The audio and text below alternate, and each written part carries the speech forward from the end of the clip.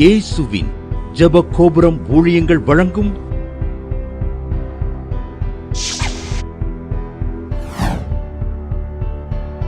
நம்பிக்கையிலே சந்தோஷமாயிருங்கள்.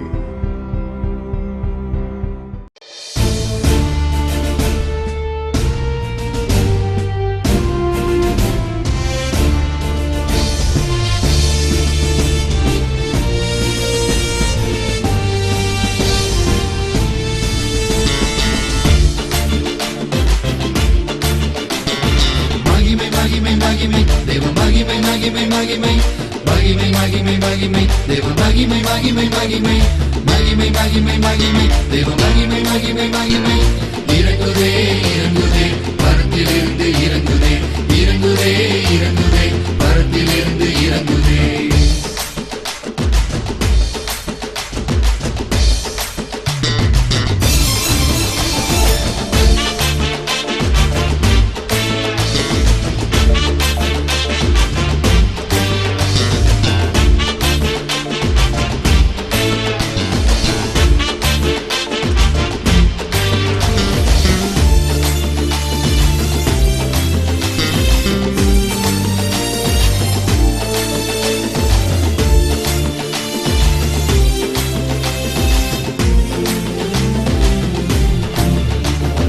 தேசத்தின் பாவத்தை மன்னியுமே, ஜனங்களின் பாவத்தை நீக்குமே.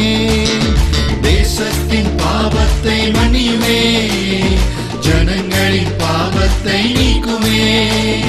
தலைவர்கள் மனக்கண்கள் திறக்கணும், சுகவாழ்வு சீக்கிரத்தில் துளிக்கணும். தலைவர்கள் மனக்கண்கள் திறக்கணும், சுகவாழ்வு சீக்கிரத்தில் துளிக்கணும். மகிமை மகிமை மகிமை தேவ மகிமை மகிமை மகிமை இறங்குதே இறங்குதே பரத்திலிருந்து இறங்குதே இறங்குதே இறங்குதே பரத்திலிருந்து இறங்குதே.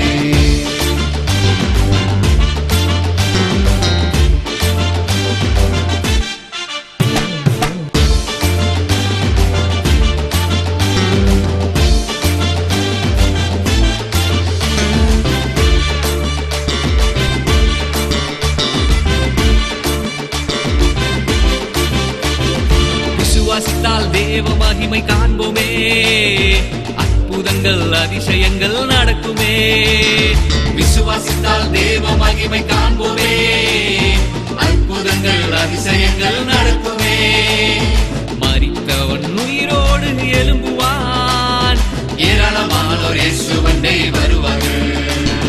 மரித்தவன் உயிரோடு எழும்புவான், ஏராளமானோர் இயேசுவண்டை வருவார்கள்.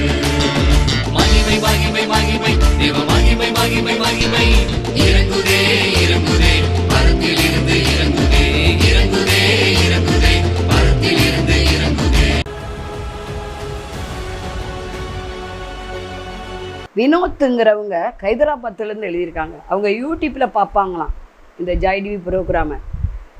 அவங்களுக்கு வேலையில் ப்ரொமோஷன் கிடைச்சா நான் ஒரு சின்ன ஒரு காணிக்கை இந்த ஊழியத்துக்கு அனுப்புவேன் அப்படி ஒரு பொருத்தனை பண்ணாங்களாம்.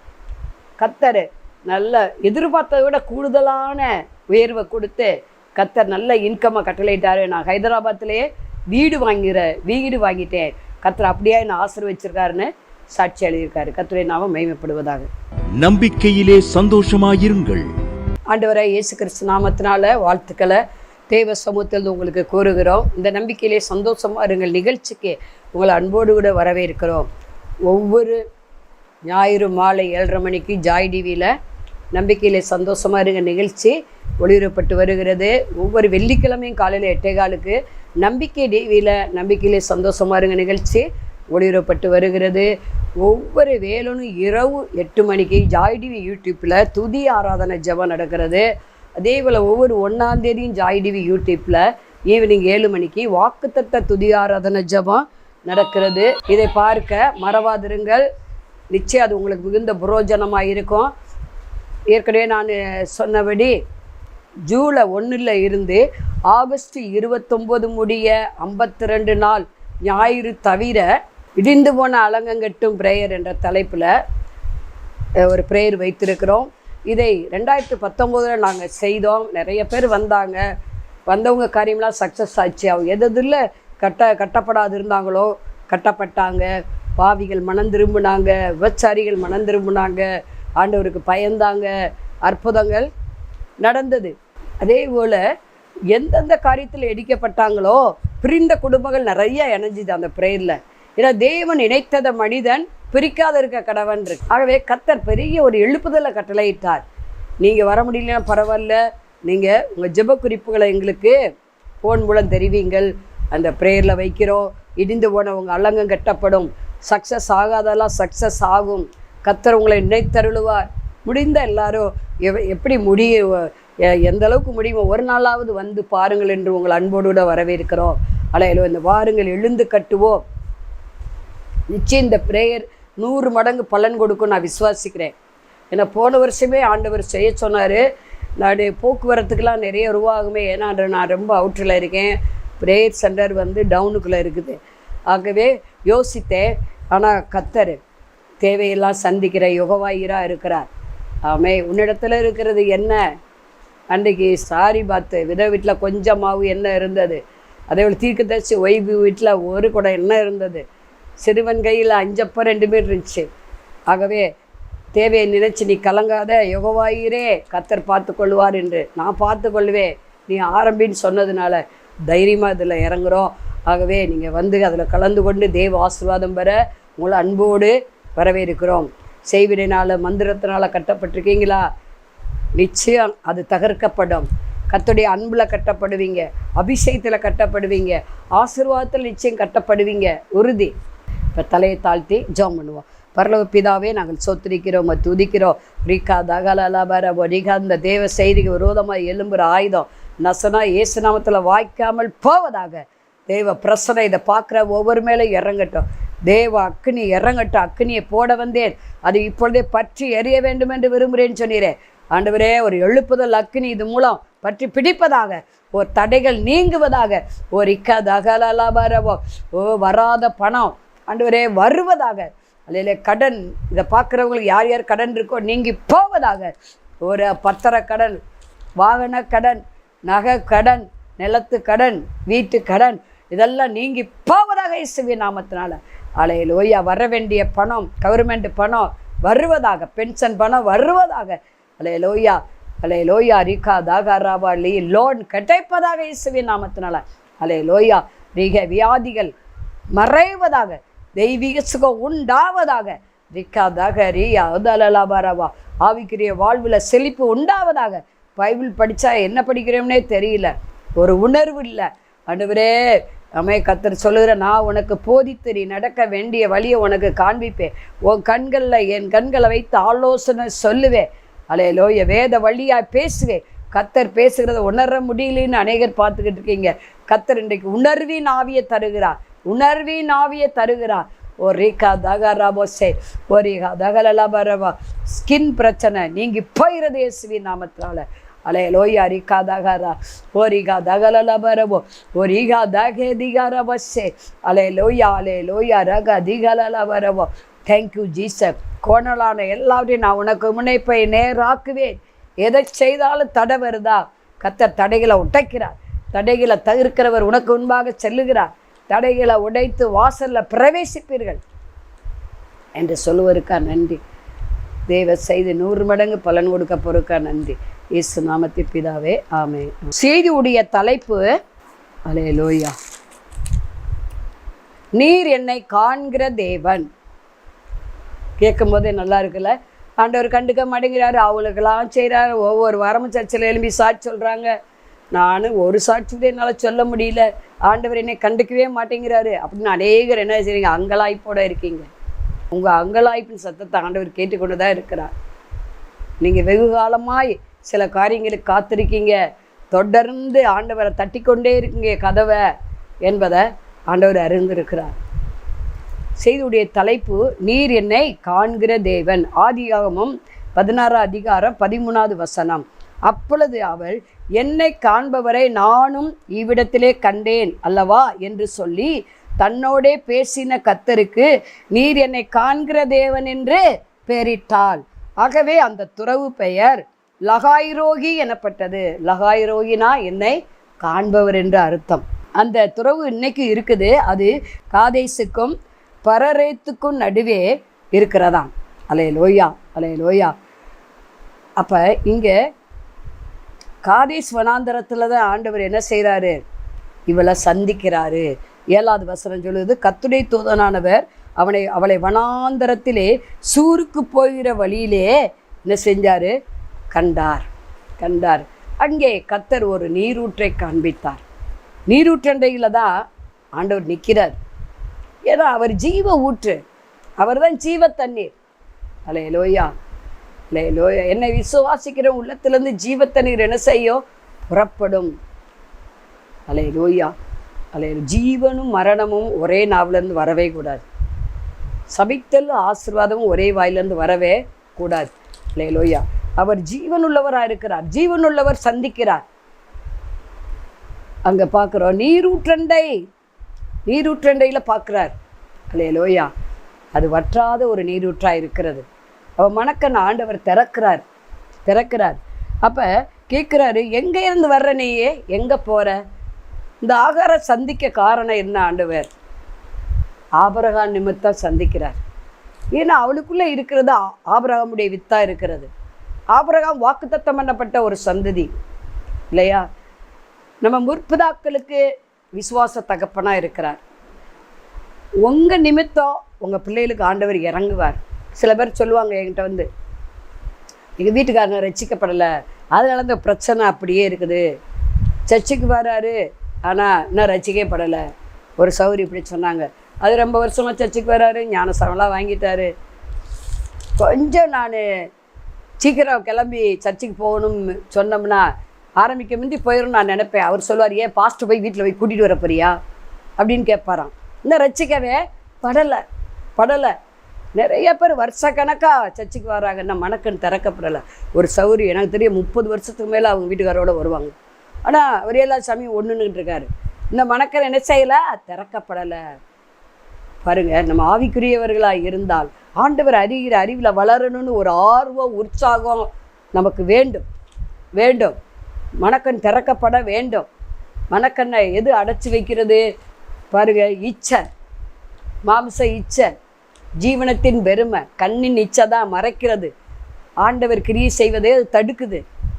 இப்போ இவன் வாட்டுக்கு தான் போகிறா. ஏன்னா அவன் நாச்சியாராகிய சாராள் அவளை கொடுமைப்படுத்த காரணம் என்ன? இவ கல்யாணம் ஆன உடனே கன்சீவ் ஆன உடனே சாராளை மட்டம் தட்டினான், அவமானப்படுத்தினான். அதனால் அவள் தாங்க முடியல. ஆபிரகாம்கிட்ட சொல்கிறா. அப்போ ஆபிரகாம் சொல்கிறார், அவள் உன் கையில் இருக்கிறா, நீ பார்த்து என்னை கல்யாணம் பண்ணி கொடுத்தவதேன், ஓ இஷ்டப்படி செய்யின்னு சொன்ன உடனே தான் அவள் என்ன செஞ்சா? கொஞ்சம் கொடூரமாக காடாக நடத்துகிறான். உடனே என்ன செஞ்சுட்டு ஆகார் வீட்டை விட்டு போயிட்டா. அம்மா கற்பிணி படக்குன்னு முன்கோபம் இருக்கிறவங்க பார்த்துக்கிட்டு இருக்கீங்க. ஆண்டவர் உங்களோடு பேசிக்கொண்டு இருக்கிறார். எதுக்கெடுத்தாலும் கோபம், மனிதனுடைய கோபம் தேவனுடைய நீதியை நடப்பிக்க முடியாது. ஆனால் ஒருவேளை நீங்கள் கணவன் கோபக்காராக இருந்து மனைவி சாந்தமாக இருந்தாலும், அல்லது கணவன் சாந்தமாக இருந்து மனைவி கோபமாக இருந்தாலும், இந்த ஒரு ஆள் நிமித்தம் ஆண்டவர் பார்ப்பார். சாந்தமுள்ளவர்கள் பாக்கியவான்கள். மோசே தேவனுடைய சன்னிதானத்திலையும் சரி எப்போவே சாந்த உணவுலகத்தை இருந்தான். சாந்த குணம் உள்ளவர்கள் பூமியை நிச்சயம் ஆதாயம் பண்ண முடியும். பாக்கியவான்கள். சமாதானம் பண்ணுகிறவர்கள் தேவனுடைய புத்திரர் என்று வேதம் கூறுகிறது. இப்போ இந்த ஆபிரகாம் முகத்தை ஆண்டவர் பார்த்து என்ன செய்கிறாரு? அவங்கள சந்திக்கிறார், ஆகார சந்திக்கிறார். உங்கள் நிமித்தம் இன்னும் வேதத்துக்கு போனீங்கன்னா யோபு மனைவி என்ன செய்கிற? ஆண்டவரை முறுமுறுக்க சொல்கிறான். அவள் ரட்சிக்கப்படலைன்னு தெரியுது. ஆனால் அவள் புருஷன் யோபு ரொம்ப பக்திமான், கர்த்தருக்கு பயந்தவே, பொல்லாப்புக்கு விலகுறவே, கிழக்கத்தி புத்திரிலே பெரிய பணக்காரே. ஒவ்வொரு வாரமும் தம் பிள்ளைகள் 10 பேர் வீட்டுக்கும் போகிறா. போய் பிள்ளைய பாவம் செஞ்சுருப்பாங்களோன்னு அறிக்கையிடுறான், உபவாசம் போட்டு ஜெபம் பண்ணுறான். கர்த்தர் அவனை பார்க்குறாரு. யோபு மனைவியை பார்க்கல. தூசித்து ஜீவனை விடுன்னு சொன்ன மனைவியை பார்க்கல. நீங்கள் மட்டும் ரட்சிக்கப்பட்டிருக்கீங்களா? உங்களை பார்ப்பாரு. யெகோவா இராய் செயல்படுவார். காண்கிற தேவனாய் இருக்கிறாரு. ஏன்னா கணவனும் மனைவி ஒரே சரீரம். ஒரு விசுவாசமுள்ள கணவன் இருந்தால், அவிசுவாசமுள்ள மனைவி இருந்தால், அந்த விசுவாசமுள்ள கணவன் நிமித்தம் அவிசுவாசமான மனைவி பரிசுத்தமாக்கப்படுகிறார், அல்லது உங்கள் பிள்ளைகள் அசுத்தமாக இருக்குமே என்று கொரிந்தே சபைக்கு பவுல் எழுதுகிறார். 1 கொரிந்தியர் 7ஆம் அதிகாரத்தில் அதை வாசிக்க முடியும். நிச்சயம் உங்கள் கணவர் பரிசுத்தமாவாங்க. அவர் குடிக்கிறாரா, வெறிக்கிறாரா, கொலை விடுங்க, ஒரு நாள் பரிசுத்தமாவார். வசனம் பொய் ஆகாது, பொய் ஆகாது. உங்கள் மனைவி ரட்சிக்கப்படலையா? எனக்கு தெரியும் ஒரு ஆட்டோக்காரு, அவர் பாருங்கள் 25 வருஷமாச்சு ரட்சிக்கப்பட்டேன். ஆனால் அவங்க மனைவி இன்னும் எல்லா கோயிலுக்கும் போயிட்டு இருக்காங்க. அவங்க சொன்னாங்களாம், என்ன பிரதர் மனைவியே வரமாட்டேங்கிறாங்கன்னா, அது எல்லா கோயிலுக்கும் போய்கிட்டு இருக்கு. ஏன் பிரதர்? அது சொல்லிடுச்சு. எங்கே இருங்க உங்களை நான் எது சொல்கிறேன்னா, உங்களுக்கு பிடிச்ச சாமி நீங்கள் போயிட்டு கும்பிடுங்க, நான் தடையாக வரேனா? இல்லை, நீங்கள் ஏன் வாழ்க்கையில் தடையாக வரீங்க? அப்படி கேட்குது. நான் சொல்வேன், உங்கள் நிமித்தம் அந்த மனைவி என்ன செய்யும்? நிச்சயம் பரிசுத்தமாக்கப்படும், ரட்சிக்கப்படும். கத்ரா இயேசு விசுவாசி நீ விட்டாரோ ரட்சிக்கப்படுவீர்கள். இப்போ அந்த ஆபிரகாம் நிமித்தம் தான் ஆகார் ஆண்டவர் சந்திக்கிறார். அப்போ சந்திக்கும் போது அவர் என்ன சொல்கிறாரு, நீ எங்கே இருந்து வார, எங்கே போகிற? உடனே விவரத்தெல்லாம் சொல்கிறா. என்னுடைய நாச்சியார் என்னை ரொம்ப கொடூரமாய் பேசுகிறா. ஆனால் இவா செஞ்சதை அவங்க சொல்லலை. சொல்லியிருக்கணும்ல ஆண்டவர்கிட்ட, நான் அவளை ரொம்ப அற்பமாக என்னனே, என் நாச்சியாரை நான் ரொம்ப மனசு கஷ்டப்படி பேசிட்டேன் அப்படின்னு சொன்னாலா? சொல்லலை, சொல்ல மாட்டான். இன்றைக்கி அநேகர் அப்படி தான், தாங்க செய்கிற தப்பை மறைப்பாங்க, மற்றவங்க மேலேயே கோல் சொல்லிகிட்டே இருப்பாங்க. நம்ம கண்ணில் இருக்கிற உத்தரத்தை முதலாவது உணரணும், அடுத்ததான் சௌரம் கண்ணில் இருக்கிற துரும்ப எடுத்து போட முடியும். நமக்கே பெரிய உத்தரமாக இருக்குது. மற்றவங்கள குற்றவாளின்னு தீர்த்தா நாமும் அந்த அப்படியே தீர்க்கப்படுவோன்னு இருக்கு. பைபிள் எச்சரிக்குது நமக்கு. ஒரு ஆளை இந்த விரட்டை குற்றப்படுத்தினோம்னா மற்ற 4 விரல் நம்மளை பார்க்குது. ஆண்டவர் ஒருவர் தான் நல்லவர். நம்ம எல்லாரும் குறைகள் உள்ளவர்கள் தான், எல்லாரும் பாவம் செய்து தேவமையுமே இழந்தோம். ஆனால் ஒரு நீதிமான் நிமித்தம் ஆண்டவர் அந்த குடும்பத்தை ஆசீர்வதிக்காம போக மாட்டார். காண்கிற தேவனாக இருக்கிறாரு. அல்லேலூயா. ஏன்னா நீதிமானின் மன்றாட்டு மிகவும் பலனுள்ளதாக இருக்கிறது. யாக்கோபு 5:16. உங்கள் மன்றாட்டு மிகவும் பலனுள்ளதாக இருக்கிறது. யாக்கோபு போல தனியாக போராடுறீங்களா? யாக்கோபு போய் வந்தாலா போராடி ஜெபிக்க? வரலை. பிள்ளைங்க வந்தாங்களா? வரலை. அந்த யாக்கோவை பார்க்குறாரு. 2 பரிவாளங்களாக ஆண்டவர் உயர்த்திட்டாருங்க. கவலையை விடுங்க. பாருங்க, அந்த ஆபிரகாம் நிமித்தம் கர்த்தர் வனாந்தரத்தில் அலைந்து திரிகிறார். அந்த ஆகாரை பார்க்குறாரு. பார்த்து என்ன செய்கிறாரு? இறங்கி வர்றாரு. அல்லேலூயா. ரிக்காதாக அலாவாரபோ வந்து என்ன செய்கிறாரு? சந்திக்கிறாரு. நீ போய் அடங்கிரு, ஆலோசனை கொடுக்குறாரு. ஏன் ஆபிரகாம் ஆலோசனை கொடுக்காம இருந்திருப்பாரு? ஆபிரகாம் தெரியாம தான் வீட்டை விட்டு ஓடியாரா? சொல்லிட்டுலாம் வரல. அவர் காணங்கடன் தேடி இருப்பார், கன்சிவாக இருக்காளே அப்படின்னு. ஆனால் ஆண்டவர் அங்கே சந்திக்கிறார். யார் நிமித்தம்? ஆபிரகாம் நிமித்தம். உங்கள் நிமித்தம் உங்கள் தேவைகளை சந்திப்பார். உங்கள் நிமித்தம் உங்கள் பிள்ளைகளை வர்த்திக்க பண்ணுவார், ஆசீர்வதிப்பார். உங்கள் நிமித்தம் உங்கள் சந்தையை பூமியில் பலத்திருக்க பண்ணுவார். உங்கள் நிமித்த குடும்பத்தில் ஒரு ரட்சிப்பு உண்டாகும், ஆசீர்வாதம் உண்டாகும். கவலையை விட்டுருங்க, கர்த்தர் மேல பாரத்தை வைத்து விடுங்க. பாருங்க, அவர் சந்தித்து என்ன சொல்கிறாரு? நீ போய் உன் ஆச்சியாருக்கு அடங்கிருமா. அவள் என்ன சொன்னாலும் கீழ்ப்படின்னு சொல்கிறார். உடனே அவள் திரும்பி வீட்டுக்கு போகிறான். ஆண்டவரே கொண்டு விட்டார்னு வச்சுக்கோங்களேன். அப்போ ஆண்டவர் சொல்கிறாரு, நீ போ, உன் ஆச்சியாருக்கு அடங்கிரு. நீ ஒரு குமாரனை பெற போகிற, அதுக்கு இஸ்மவேல் என்று பெயரிடு. அவனை ஒரு பெரிய ஜாதியாக மாற்ற போகிறேன். பெரிய ஐஸ்வர்யனா மாற்ற போகிறேன் சொல்கிறார். உடனே தான் அவள் சொல்கிறா, நான் என்னை காண்பவரை இந்த இடத்துல பார்த்தேன். அந்த வனாந்தரத்தில் பார்க்குறாரு. வனாந்தரத்திலே வழி, அவாந்தரத்திலே ஆறுகளை உண்டாக்குற தேவன் நம் தேவன். வனாந்தரத்தை செழிப்பாக மாற்றுகிறவர். வனாந்தரத்திலே சாகுன்னு விட்டுற மாட்டார். வனாந்தரம் வரும்போது நம்ம ஆராய்ஞ்சு பார்க்கணும். இன்னும் இடத்துல என்ன குறைவு உண்டு ஆண்டவரே? ஏன் ஆண்டவரே நான் என்ன செய்ய சித்தமாக இருக்கிறீர்? கேளுங்க. ஆபிரகாமா நிச்சயம் ஆண்டவர்கிட்ட ஜெபம் பண்ணிட்டு இருப்பான். அதெல்லாம் பைபிளில் எழுதலை, நம்ம ஒரு கற்பனை பண்ணி பார்க்கணும். ஆகார காணமே ஜெபம் பண்ணியிருப்பான். ஆண்டவர் அந்த சத்தத்தை கேட்டுதான் இவருடைய அங்கலாய்ப்பை நீக்குகிறார். என் தேவனுடைய அங்கலாய்ப்ப சத்தத்தை கேட்டார் என்று அவள் சொல்லுகிறான். இஸ்மவேல் என்று பெயரிட்டார். இஸ்மவேல் என்றால் அங்கலாய்ப்பை கேட்கிறவர், அங்கலாய்ப்பை பார்க்கிறவர். உன் அங்கலாய்ப்பை பார்க்கிறார். நிச்சயம் ஆகாருக்கு இறங்கினவர் உங்களுக்கு இறங்குவார். அல்லேலூயா. சமாதானப்படுத்திக் கொள்ளுங்கள், இருதயத்தில் சமாதானம் உள்ளவர்களாக இருங்கள். நிச்சய கர்த்தர் லகாய் ரோயாய் வெளிப்படுவார். காண்கிற தேவனாய் உங்கள் வாழ்க்கையில் வெளிப்படுவார். அடுத்து பார்க்குறோம், இங்கே யோபு என்பவனும் என்ன செய்கிறான்? அங்கலாய்ப்பாத்தான் இருக்கிறான். யோபு 9:27 28 அவர் ரொம்ப புலம்புறாரு 3 வசனத்தில் 27 28 29 என் அங்கலாய்ப்பை நான் மறந்து என் முகத்தின் துக்கத்தை மாற்றி திறன் கொள்வேன் என்று சொன்னால் அவர் என்ன சொல்றார், என் வருத்தங்களை பற்றி பயமாக இருக்கிறேன். எப்படி இருக்கிறாரா, அவருடைய வருத்தங்களை குறித்து ரொம்ப பயப்படுறாரு. அவருக்கு நடந்த சம்பவங்களை எண்ணி பயப்படுறாரு. நான் பொல்லாதவனாய் இருந்தால் நான் விருதாவாய் போராட வேண்டியதென்ன சரிங்களா. அவர் சொல்கிறாரு, நான் பொல்லாதவனா, ஏன் நான் விருதா போராடுறேன், ஏன் எனக்கு இப்படி சம்பவிக்குது, ஆண்டவரே என்னை குறித்து உத்தமன் சொல்லிட்டாரு, நீதிமான் சொல்லிட்டாரு, பொல்லாப்புக்கு விலகுறவேன்னு சொல்லியிருக்காரு 1வது அதிகாரத்தில். 9வது அதிகாரத்தில் அவருக்கு மாறாக நடக்குது. ஆண்டவர் சொன்னதுக்கு மாறாக நடக்குது.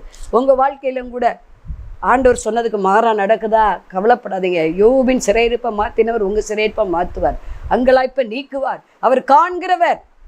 யோபுக்கு வந்த நிலைமையை மறைமுகமாக இல்லை, எல்லாரும் பார்க்கும்படி தான் வேதனைப்படுகிறான், கஷ்டப்படுகிறான், அங்கலாய்க்கிறான். கர்த்தர் அதை பார்த்தார். அதை பார்த்து அவன் உண்மையை பார்த்தார், உத்தமத்தை பார்த்தார், அவன் வாயினால் பாவம் செய்யாததை பார்த்தார். இழந்து போனதெல்லாம் 2 மடங்கு கொடுத்து அவருக்கு அவனை கண்டதுனால தான் கர்த்தர் என்ன செஞ்சார், 2 மடங்கு ஆசீர்வதித்து ஆயுசு நாட்களே 2 மடங்கு கொடுத்தாருங்க. 4 தலைமுறையை காணும்படி கிருபை செய்தார். ஏன்னா காண்கிற தேவனாயிருக்கிறார்.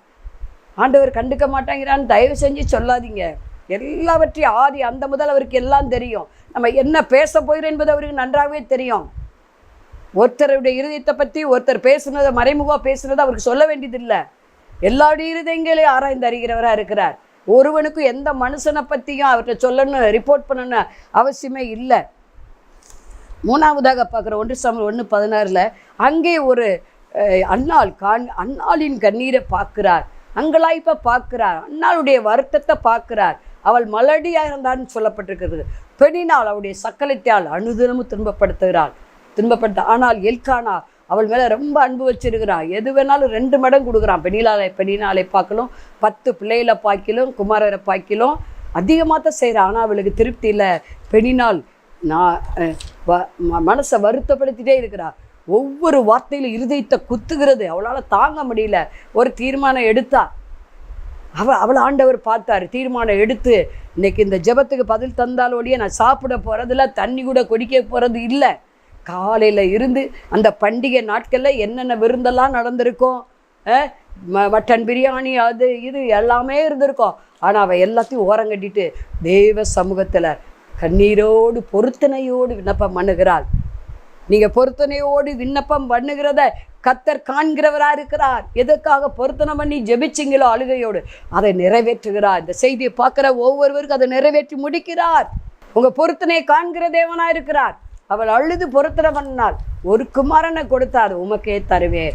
அதனால கர்த்தர் என்ன பண்ணார், 5 பிள்ளையில எஸ்தா கொடுத்தாரு. அந்த 2ஆம் அதிகாரத்தில் அதை வாசிக்க முடியும். 1 சாமுவேல் 2 அதை வாசிக்கிறோம். அவள் கேட்காத பொம்பளை பிள்ளையும் சேர்த்து கொடுத்துட்டாரு இல்லையா. அப்போ ஆண்டவர் நினைத்ததை விட வேண்டிக் கொண்டதை விட அதிகமாய் கொடுப்பதற்கு உங்களை அவர் கவனித்து கொண்டு இருக்கிறார். உங்கள் விண்ணப்பத்தை அவர் பார்க்குறார். உங்கள் அலங்களாய் இப்போ பார்க்குறார். அந்நாளுக்கு நினைத்ததை வேண்டிக் கொண்டதை விட அதிகமாய் செய்கிறதுக்கு அவர் மிகவும் கவனமுள்ளவராக இருந்தார். உங்களை காண்கிறார். அல்லேலூயா. அடுத்து 3வதாக நம்ம காரியத்தை பார்த்தா,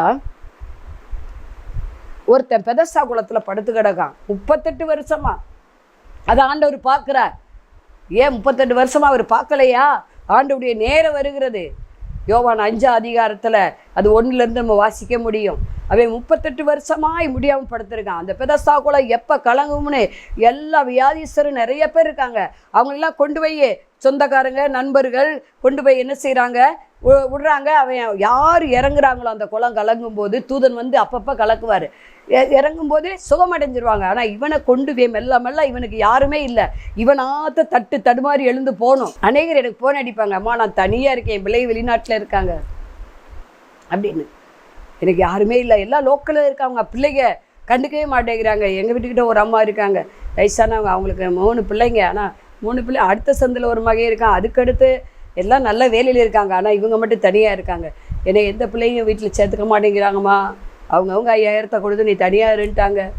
எனக்கு தண்ணி மோந்து கொடுக்க ஆள். 2 முறை பாவம் அவங்க கீழே உளுந்து சேதாகி பிற பிள்ளை தான் கூட்டிகிட்டு போய் பார்த்தாங்க. வலிக்கிருச்சுமா, கீழே விழுந்தவ நாம் எல்லாமெல்லாம் எப்படி எந்திரிச்சேன்னு தெரியலமா, அந்த கடவுள் தான்மா அப்படின்றாங்க.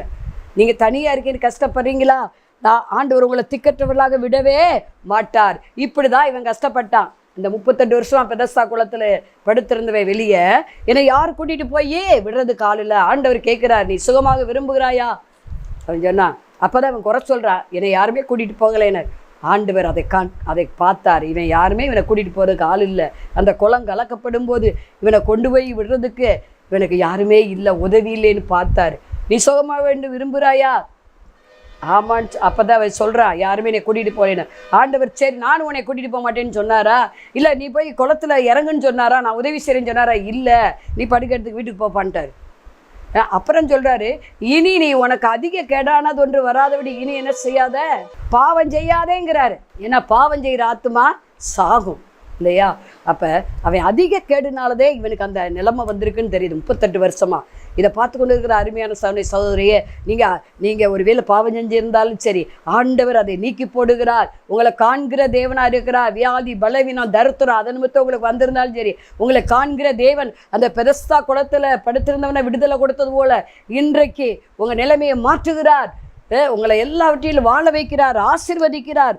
லாஸ்ட்டாக ஒன்று எபிரேயர் 6:10, ஏனென்றால் உங்கள் கிரியைகளையும் நீங்கள் பரிசுத்தவான்களுக்கு ஊழியம் செய்வதனாலும் செய்து வருகிறனாலும் தமது நாமத்திற்காக காண்பிக்கிற பிரயாசத்தை மறக்கிறதுக்கு, அன்பின் பிரயாசத்தை மறக்கிறதுக்கு தேவன் அநீதியுள்ளவரே அல்லவே.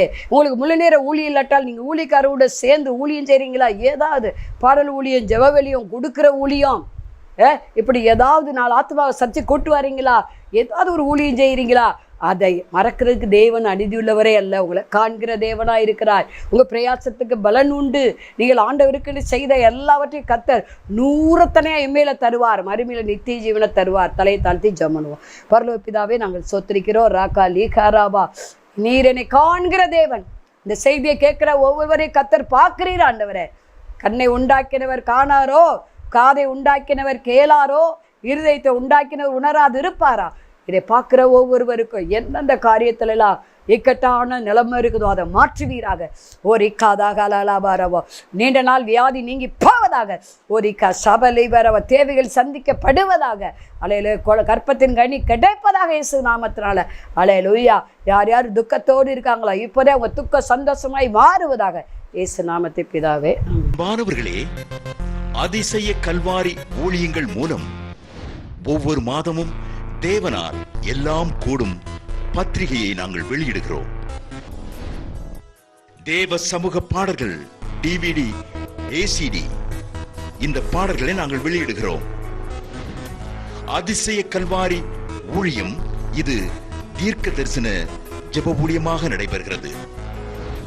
இந்த ஊழியங்களுக்காக ஜெபிக்க, காணிக்கையை அனுப்ப தாங்க மறவாதிருங்கள். ஜெபிக்கிற, கொடுக்கிற, உழைக்கிற உங்கள் ஒவ்வொருவரையும் ஆண்டவர் தாமே ஆபிரகாமை ஆசீர்வதித்தது போல சகல விதத்திலும் உங்களை ஆசீர்வதிப்பாராக. ஆமென். அன்பிற்குரியவர்களே, இந்த ஊழியத்தை உங்கள் காணிக்கைகளால் தாங்குபவர்களின் கவனத்திற்கு